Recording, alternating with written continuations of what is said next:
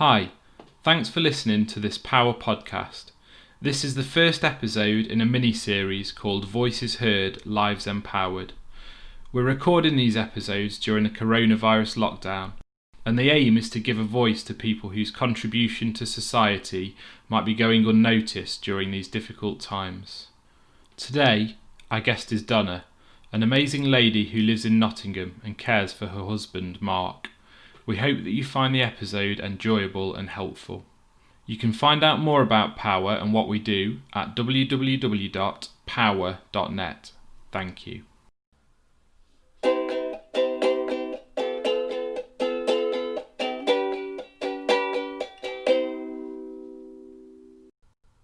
So Donna, can you tell us a little bit more about the person that you care for?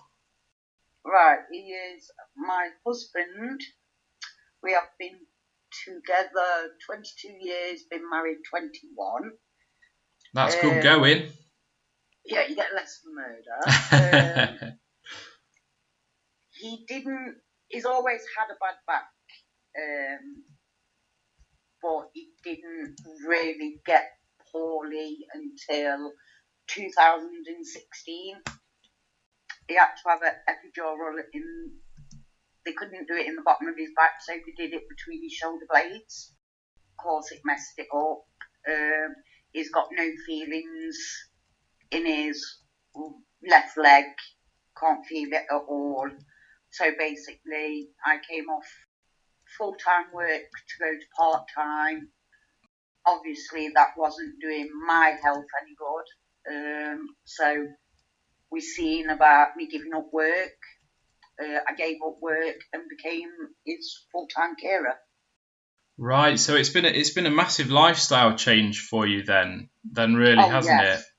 Yes, definitely. I've gone from having a husband that could do practically everything to somebody that's now got anxiety, is on a load of drugs, morphine, Oromorph, so that affects his mood swings and everything else. So yeah, it is a big it's a shock.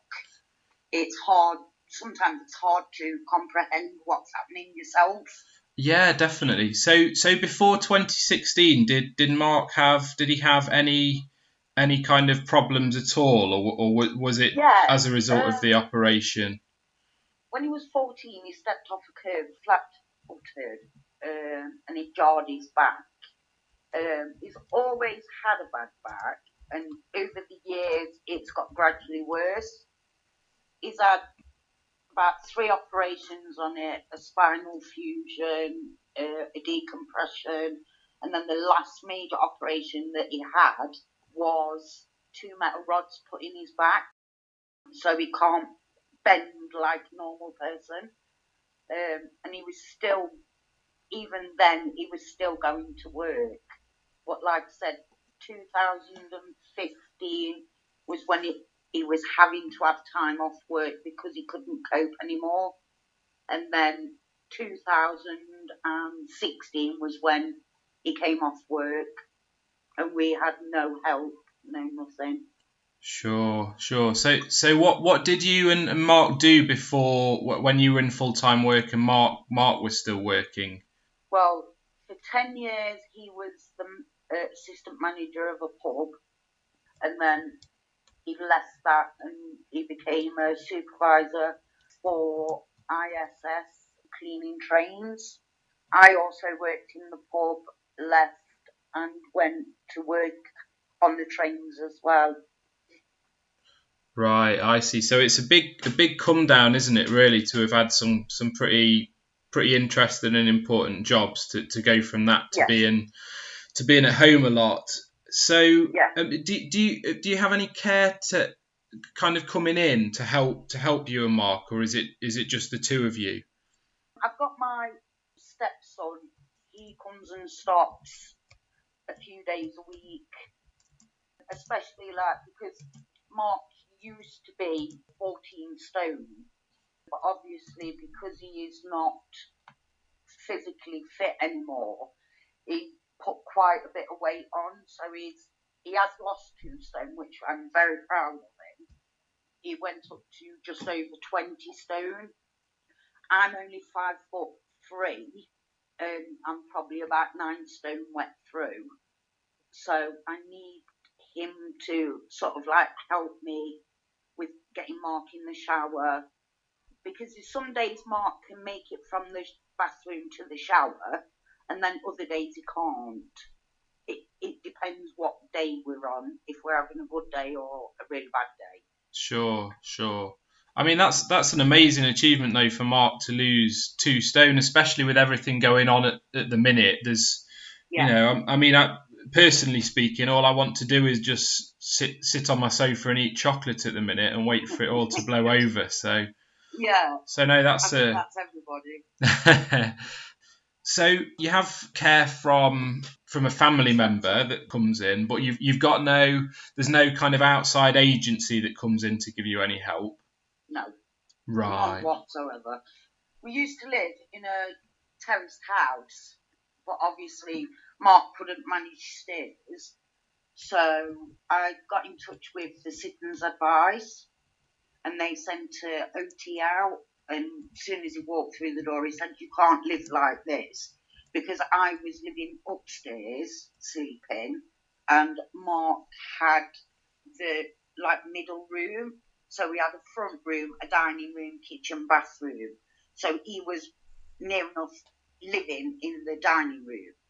So if anybody came, they'd have to come through the kitchen and come through his bedroom, which the privacy side of things and stuff like that is not good, not mentally and stuff like that. So we ended up getting a little bit of help to get a 2-bedroom bungalow.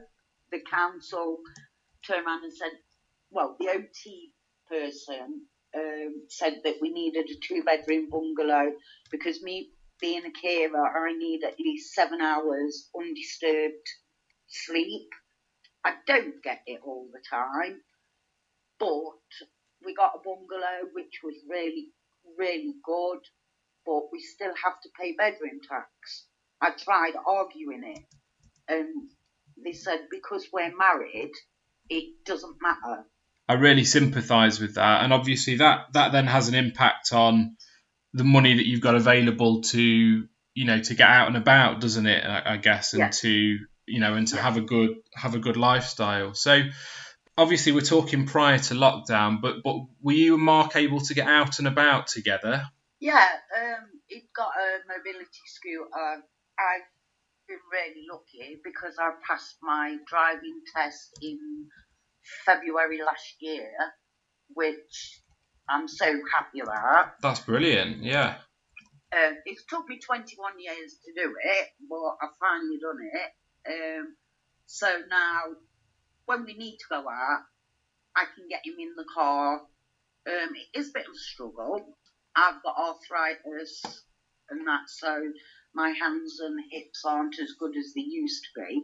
But yeah, we did used to go out, go visit family. I've got 3 dogs. We used to take the dogs to walk.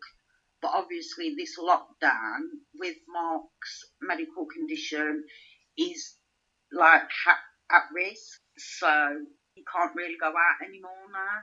Sure, that must be really hard. And I think there's an irony there, isn't there, that these measures have been brought in to protect people's physical health, but not going out can really affect your mental health, can't it? Yeah, I mean, we say that he's got cabin fever because that's what they call it. Because he's not mobile, he's in bed 23 hours a day.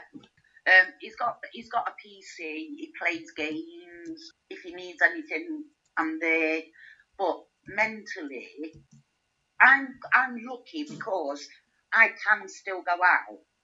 I have a letter to say that I'm a registered carer for my husband, which gives me the right to go out and do the shopping and stuff like that. But it's horrible because I'm worried that I'm in the queue at Asda and I come in contact with somebody that's got this COVID-19 and I bring it home. Yeah, that must be like a horrendous concern for you, and I can relate to that. Obviously, not in the same situation as yourself, Donna, but I've got a 7-month-old son, and although obviously all of the statistics say that children won't be affected, I still feel I kind of feel it in my chest sometimes if I'm going somewhere where there's likely to be queues at the moment, like the supermarket. So to have a husband who's obviously on that vulnerable category, that must be really, really kind of worrying for you. So when it comes to going to the supermarket, then are you able to use any of the hours for key workers? No. A carer in the family, no. I'm not entitled because I don't carry the NHS badge. I don't qualify to get in front of the queue or get the discounts and stuff like that. I understand that the nurses, doctors, they're doing an amazing job, but what about all the other people? All the other carers. My brother has had to, because I was caring for my husband and my mum and dad. My brother's wife passed away in October last year, so he's had to come up from Lowestoft, and he's now caring for my mum and dad. They say you've got an allocated slot between 8 and 9 in the morning. I can't go out at that time in the morning because between 8 and 9 is when I have to make sure that Mark's had his had his first tablet. Then I have to wait for an hour before he can have his breakfast. Then I have to give him his breakfast. So that hour is gone. I see. So even if you were entitled to go in and jump the queue as a recognised key worker, the times that some of the kind of key worker hours are put on by the supermarkets, you wouldn't be able to make those anyway then? No. There's a bloke at the bottom of, over the road from my garden, and he's 24-hour care. He has carers live in, and one of his carers went to a supermarket and said, look, I think it was about 9:30, and he went to the security and he said, look, I'm a carer, here's my badge, because it's a private firm, and I can't come at that time because it takes 2 carers to get him out of bed. And the security guard turned round to him and said, not my problem. No, it's not his problem, but there was no need to be that rude or abrupt or... No, and it's so sad to hear that, because I think obviously these rules and these categories for key workers, they've all had to be done so quickly that they don't take into account sort of individual circumstances. And obviously, the care that you're delivering for your husband is incredible, and it's every bit as vital as somebody that does it for, does it as a profession, does it as a job for other people. Yeah. So how are you managing to get food then at the moment, Donna? Are you relying on other people within the family, or are you just managing to sort of muddle through? What I do, because we get paid fortnightly, I'm having to budget so that we do it weekly. And if they've got it, they've got it. If they haven't got it, then obviously I can't buy it.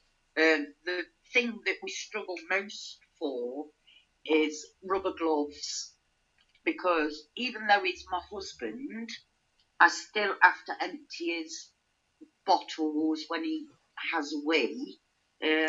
Because he can't bend, I have to wipe his bum.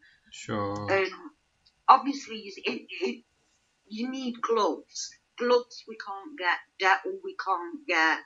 My stepson, he works for the co-op, and if they have a delivery, it's gone before he even gets to work. So it is quite a struggle with the important things. Definitely. I mean, it's all this business with the PPE, isn't it? The personal protective equipment. It just seems to be so thin on the ground because everybody wants it at the moment. So yeah, that's a real shame. So can I ask you, Donna, are you registered as a carer? I'm registered with the Carers Hub. Right, that's good. That's good then. I didn't even know about it. Like I said, when my husband first came off work for about a year and a half, we was living just on my wages. We've gone through everything. We've gone through bankruptcy. We've lost a house. We lost the car. So we have hit rock bottom.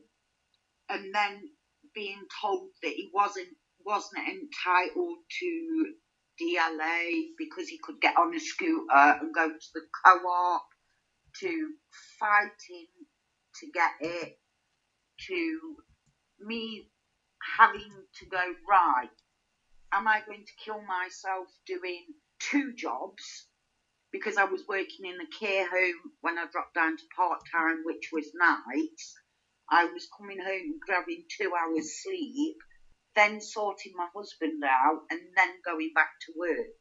And it worked out that it was £10 worse off than me giving my job up and becoming a full-time carer. The carer money itself is bloody ridiculous. It works out that I'm on 16 pence an hour. Yeah. And the other sad thing about being a carer as well, when I hit retirement age, I lose the carers. So from, say, retirement 68, so when I reach 68, all I will get is my state pension. I won't be entitled to carers. Sure. So you've got those worries on the horizon as well then. Yeah. Have you had a carers assessment at all, Donna, in the past? Not as far as I know, we haven't. Okay, so that might be something that you could be entitled to then, and I can have a look into that for you, do a bit of research. But the local authority, if you're effectively working full time as a carer for your husband, the local authority still has a duty under something called the Care Act to do a carers assessment for you. And I don't suppose you've heard of something called a needs assessment for Mark, have you? No. This is what I'm saying with my future daughter-in-law. She was asking us the same questions, and I was like, we've had nothing. We had an OT come, they got us the help with the bungalow. They got us the help to widen the bathroom door, Mark's bedroom door, and put some steps up to the back door. But because that's all it was, we've now been discharged from them. If we need anything, then I'm to ring them back up. But I haven't got time to do that. No, I can completely understand, but I mean, quite often, the hard work that people like yourself do tends to go under the radar because obviously you care for somebody within your family unit. The local council isn't necessarily as aware of the contribution that you're making, if you see what I mean. So, I mean, I can have a look into that for you after this call and see, do a bit of research and see if there's anything there that could help you. But it sounds like Mark would be eligible for a needs assessment for his health and social care needs. And it certainly sounds like you would be eligible for a carer's assessment as well. So we can have a look into that anyway and see what comes out of it. Yeah. So just going back to what you were talking about with the car and being able to go out and about, and the fact that you learned to drive and were able to get out and about, that must have been a massive relief for both of you, after you discovered that kind of Mark was going to be in the situation where he's not able to get out as much. It is. I was like a kid in a sweet shop because it's something that I've achieved. Mark helped me because Mark taught me to drive, and every car that we've had, I've drove. So Mark's got a very big part to play in me passing my test. He was so happy for me.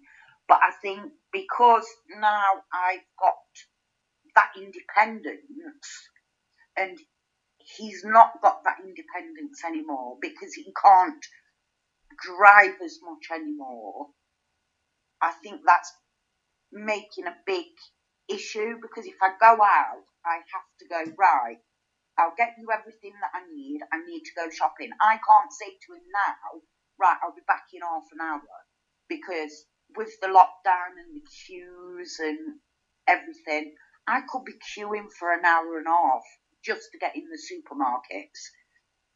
So I'm constantly going, oh God, I'm going to have to go in a minute to get back, because I don't like leaving it. Yeah. With the situation at the moment and not being able to go out, then how are you and Mark coping in terms of your mental health? Are you finding things to do and kind of new ways to entertain yourself just because you haven't got that social contact? Luckily, me and Mark's got a really weird relationship. We are like best friends, and he'll say something to me and I'll be like, I'm busy, your 2 hours are up and stuff like that. But we've both got PCs, so we're both big gamers. If I need quiet time, I try and grab it, and I end up doing things that are called diamond art, and they're like pictures, and you stick little beads to them. My bedroom is near enough plastered in them. I won't need to. Oh yeah, no, I know what you mean. They look quite therapeutic. They look quite soothing to do them. They are, until the dog jumps on the bed and chucks them everywhere. But no, we do have quite a lot of banter. But then sometimes it does go a bit haywire, because he'll say, even after 22 years, I still don't know when he's joking and when he's not joking. So obviously I'm getting et up, because everything's now down to me. Bills, cutting the grass, feeding the dogs, making sure he's taking medication, making sure I've took my tablets. I sometimes get snappy. And then with Mark having anxiety as well, I'll say to him, do you want to come shopping? And he'll go, yeah. But then he'll sort of like, not deliberately, but he'll cause an argument. Yeah. And then gets mardy, and then goes, I'm not going. So I go, all right, I'll go then.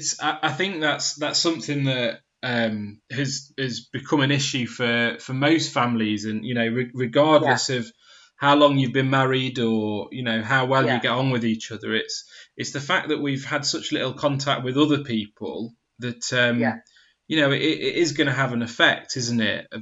Eventually, because we're all, we human beings, we're social animals. It's hard as well, because we have 3 grandkids. Willow is 1, Lucy and Zoe are my son's other 2, and we're used to seeing them, and we haven't seen them for 8-9 weeks. Yeah, and they grow so quickly, don't they? We're quite lucky, because obviously we've got this FaceTime and everything, so we do video call them, or they'll video call us, but it's not the same as them coming round and giving you a big cuddle, saying, hi Grandad, hi Mama. Do you get what I mean? And you're right, they do grow up so fast. Donna, just while it comes into my head, is Mark registered as extremely vulnerable on the government website? Is that something that you've looked into? No. Okay. Because he does have diabetes, but it's not insulin dependent. They think that he might have KPD because he's got abscesses on his kidney and liver. We're still waiting for that. I've just sent you a link, Donna, just in case. So what it is, it's the government website, but it's something that you can register for, and if you are classified as extremely vulnerable to the virus, you can register on the government website, and then if things are quite drastic, do you remember they've recruited all these NHS volunteers? Yeah. So if you're on that register, then potentially you would be eligible for people to come round and deliver food to you and things like that. Now, I'm not sure if Mark would qualify or not, but it's certainly worth having a look at that. Just have a look on the website, and I think it would explain more about, what kind of health conditions would qualify. So I'm conscious, Donna, I don't want to take up too much of your time today, but what you've what you've said has been so helpful, and I really appreciate you being in touch. So it just to kind of summarize then, if you could, obviously this lockdown might ease a little bit, but we're likely to be living with some restrictions for a long time. But if you could change a few things to make things better whilst we're living with this, for you and for Mark, and in your role as a carer, what kind of things would you change? I'd change the fact that asking people in our situation if we need help. The fact that the stupid, ridiculous times with supermarkets, why can't they do it in the afternoon?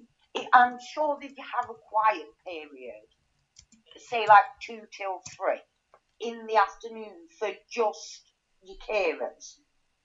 Sure. And do some sort of, have you got a letter, have you got a badge to prove that you are doing that job?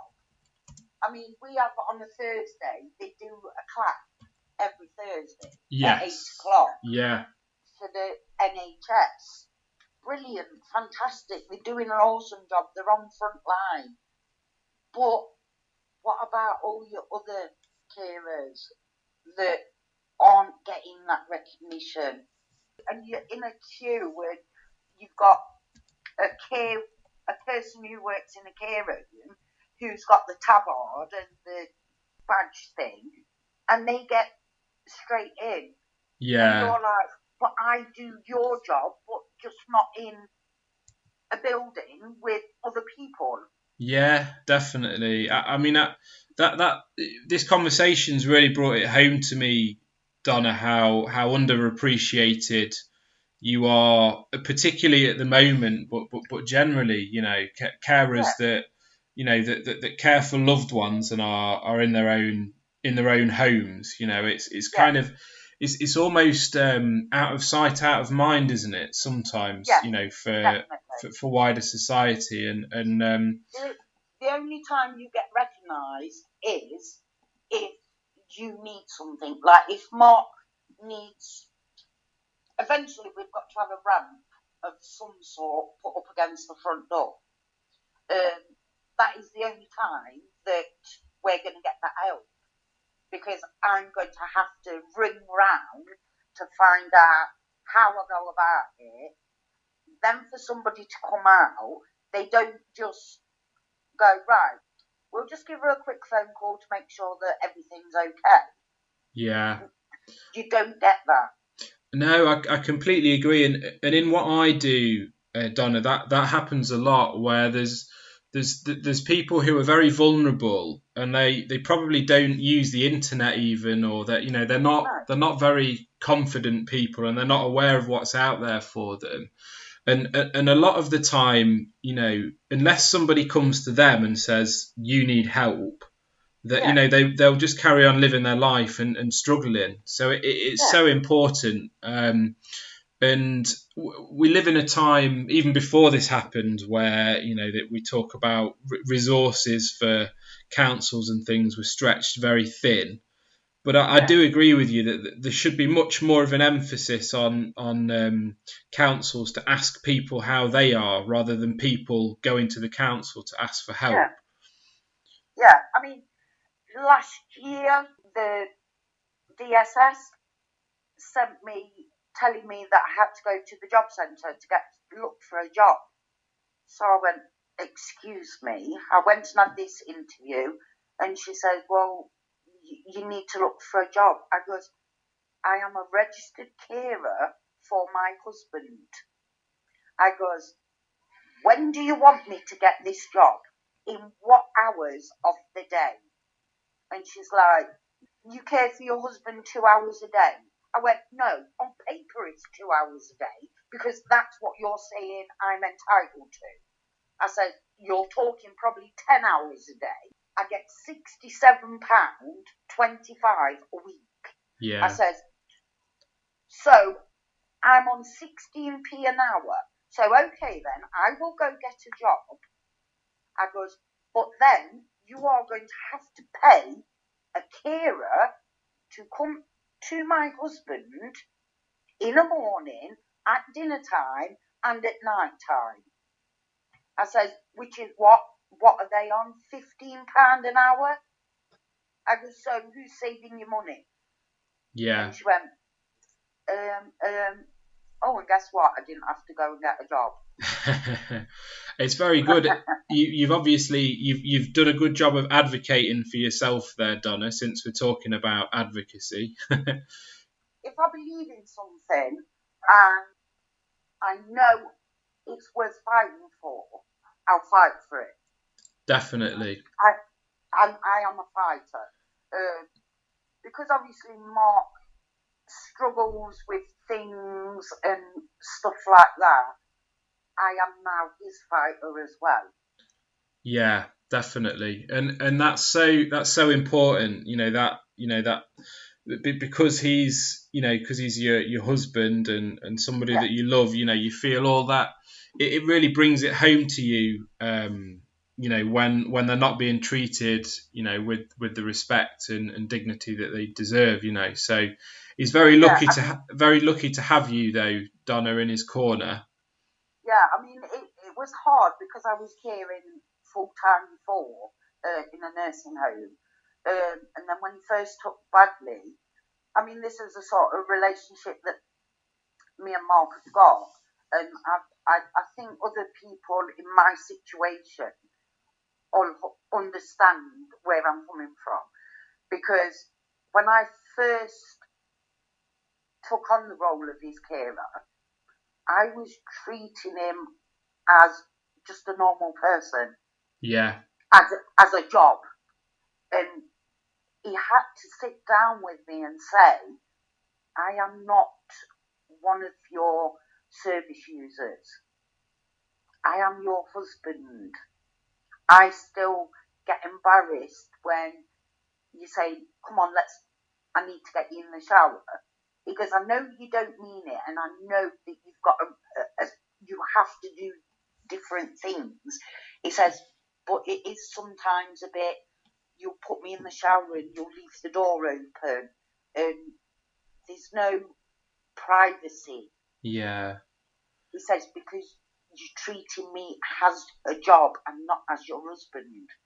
It's a very, very big adjustment for both of you to make, though, isn't it? Yeah. With you having worked as a carer prior to Mark becoming more reliant on you, and for Mark to have had so much independence before 2016, it must have been a very difficult adjustment period for both of you.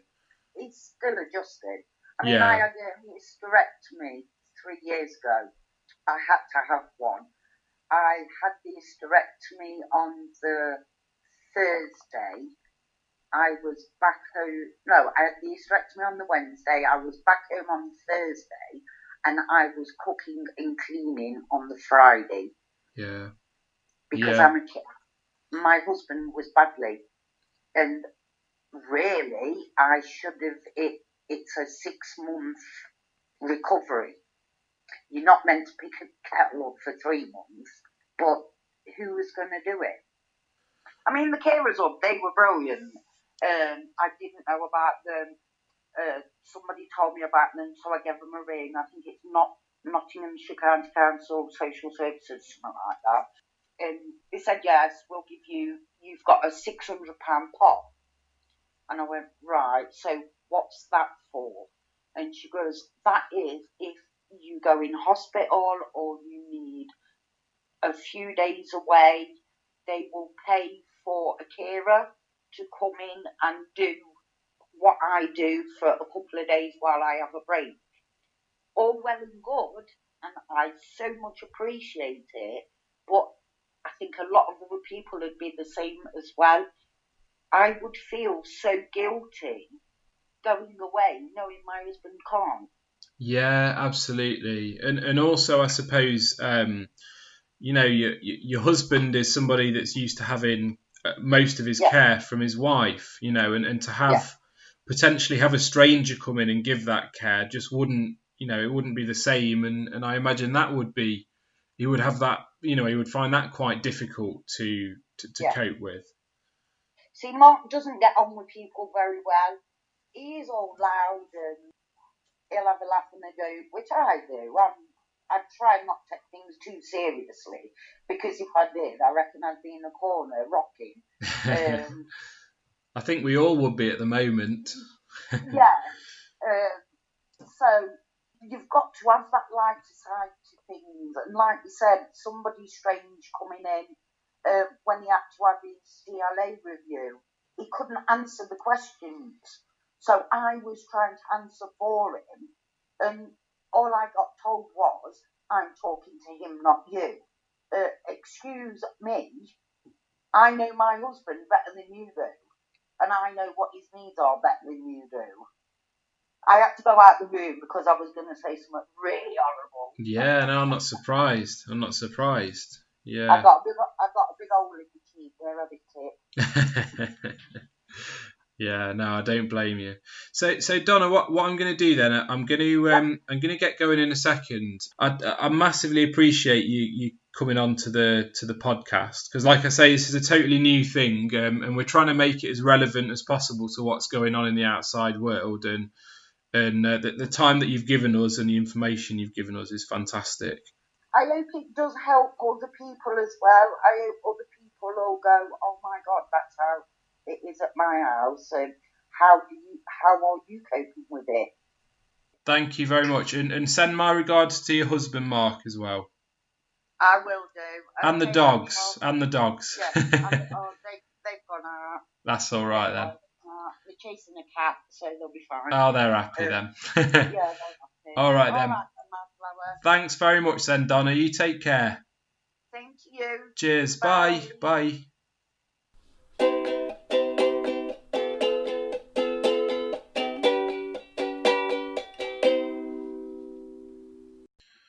Before we finish this podcast, I just wanted to address a couple of points that came up during my chat with Donna. Firstly, it's important for you to know that if you've got care and support needs, you will be entitled to a needs assessment from the local authority. A needs assessment is a process where a representative from the local authority will come and look at what care and support you need to live your life. They'll record what your needs are and give you a copy of their assessment. It might be that the local authority offer to provide further care and support to you, but this comes down to everybody's individual circumstances. To ask for a needs assessment, contact your local authority. If you're unsure who to contact, a good starting point would be to Google the words needs assessment and your local council, and there should be some search results that come up from that. Secondly, I briefly spoke with Donna about something called a carer's assessment. So again, it's really important for you to know that if you care for somebody, whether you live with them or not, you're entitled to a carer's assessment. This process is similar to a needs assessment, but it's focused on the carer and not the person receiving the care. The idea behind the carer's assessment is to identify whether you qualify for any additional support yourself.